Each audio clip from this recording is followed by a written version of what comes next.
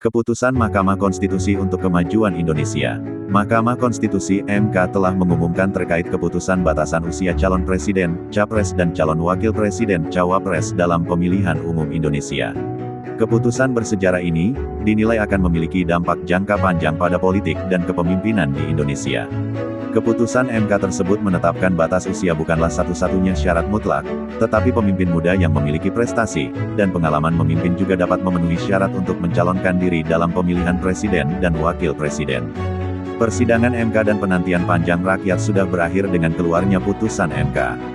Putusan MK menjadi keputusan yang mengikat dan harus dihormati serta dijalankan oleh semua pihak.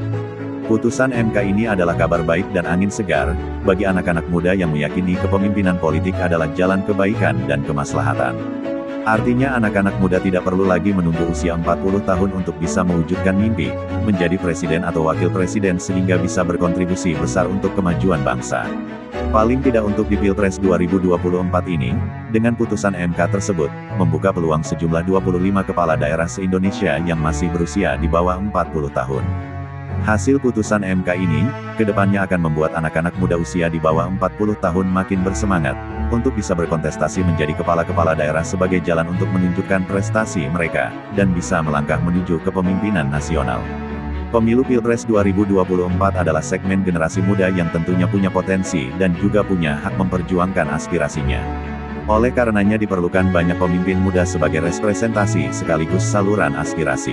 Pemilu Pilpres 2024 secara objektif, ada keinginan di sana dari generasi muda untuk bisa terlibat lebih jauh dalam kepemimpinan nasional. Sebab, jika bicara masa depan tidak bisa terlepas dari generasi muda. Tantangan zaman membutuhkan kecepatan dengan melibatkan generasi muda dalam mengakselerasi pembangunan.